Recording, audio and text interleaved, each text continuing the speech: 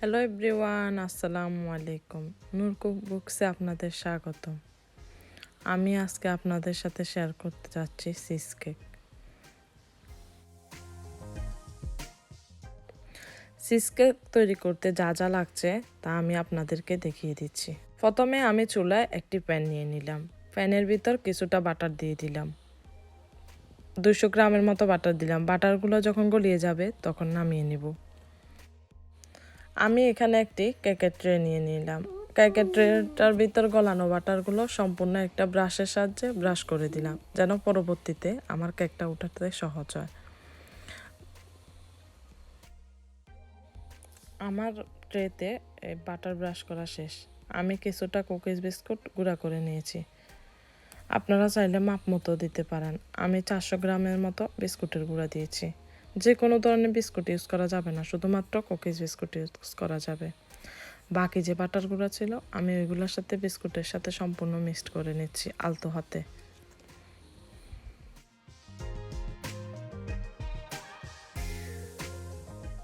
আর হ্যাঁ, একটা কথা, আমার এখানে 200 গ্রামের মতো বাটার লেগেছে। আপনাদের কম বা বেশিও লাগতে পারে, ওইটা বিস্কিটের উপর ডিপেন্ড করবে। আমার বিস্কুটের গুঁড়া আর বাটার গুঁড়া সম্পূর্ণভাবে মিক্সড করে নিয়েছি। মিক্সড করার পর আমি ট্রেতে ঢেলে নিয়েছি। এবার আপনারা একটি চামচের সাহায্যে চেপে চেপে ওইটা প্যানের সাথে লাগিয়ে দিবেন।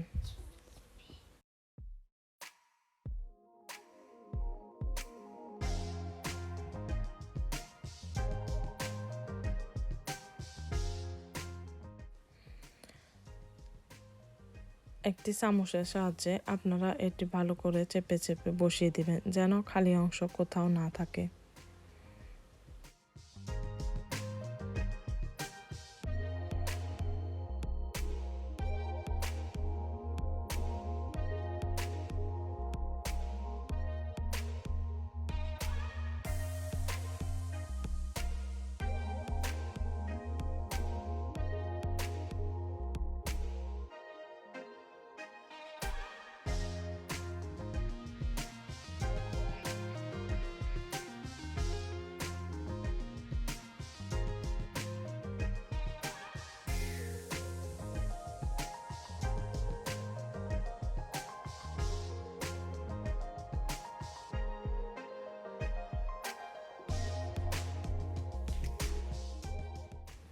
আমার সম্পূর্ণ বিস্কুটের গুঁড়া প্যানে সেট করা শেষ।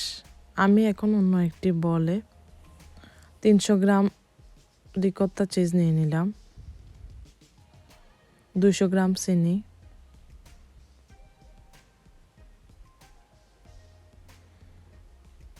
ভ্যানিলা এসেন্স হাফ চামচ থেকে একটু কম, 5টি ডিম।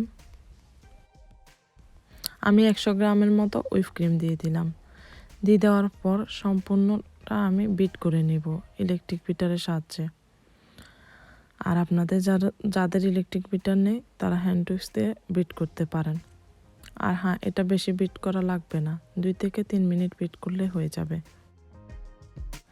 আমার সম্পূর্ণ ব্যাটারটা যখন বিট করা হয়ে যাবে তখন আগে থেকে সেট করে রাখা বিস্কুটের গুঁড়ার উপর আমি এগুলো আস্তে আস্তে ঢেলে দেব।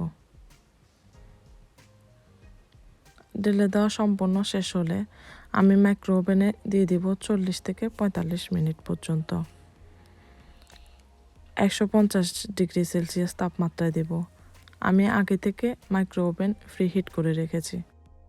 এখানে ওভেনের তাপমাত্রাটা আপনাদের মাইক্রো ওভেনের উপর ডিপেন্ড করবে। আমার 40 থেকে 45 মিনিট লেগেছে 150 ডিগ্রি সেলসিয়াস। আপনাদের বেশি বা কমও সময় লাগতে পারে। হয়ে গেলে বুঝবেন কিভাবে? একটি টুথপিকের সাহায্যে চেক করে নেবেন। যখন টুথপিকটা ক্লিন বের হবে তখন বুঝবেন আপনার কেকটা হয়ে গেছে।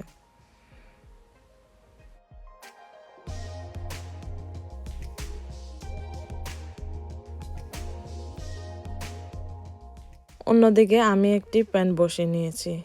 ওইখানে মিতেল্লি, মোহরে, লাম্পনে, চিনি আমি একসাথে চুলে দিয়ে জাল দিয়ে নিব। আর হ্যাঁ, আপনারা যদি এগুলো না পান স্ট্রবেরি দিয়ে করতে পারেন। যেহেতু আমাদের এখানে অ্যাভেলেবল পাওয়া যায় আমি এগুলো দিয়ে করলাম। এগুলা হাই হিটে রান্না করতে যাবেন না, হাই হিটে রান্না করলে তলানিতে লেগে যাবে। মিডিয়াম আঁচে রান্না করতে হবে। মিডিয়াম আঁচে যখন রান্না করবেন দেখেন সম্পূর্ণটা গলে গেছে। নামিয়ে এগুলাকে কিছুক্ষণের জন্য ঠান্ডা করে নেবেন।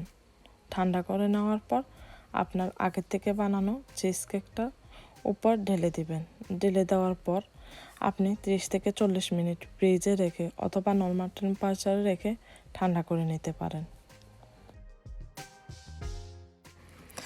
যখন চিজ কেকটা সম্পূর্ণ ঠান্ডা হয়ে যাবে তখন আপনি একটি চাকুর সাহায্যে চারপাশে আলতো হাতে কেটে দিতে হবে।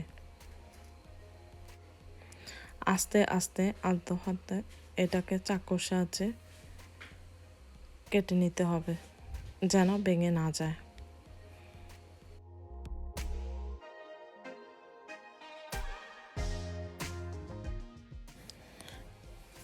কেটে নেওয়া শেষে আলতো করে আপনি এটা ঢাকনাটা উঠে ফেলবেন বা প্যান থেকে নামিয়ে নেবেন। এক্ষেত্রে খুব সাবধানে নামাতে হবে। তারপর কেটে পরিবেশন করতে পারেন ফ্যামিলিদের সাথে বা বাসায় কোনো গেস্ট আসলে তাদের সাথে।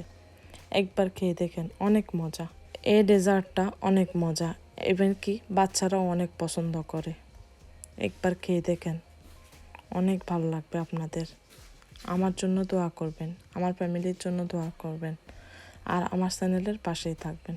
ধন্যবাদ সবাইকে এতক্ষণ ভিডিওটি দেখার জন্য।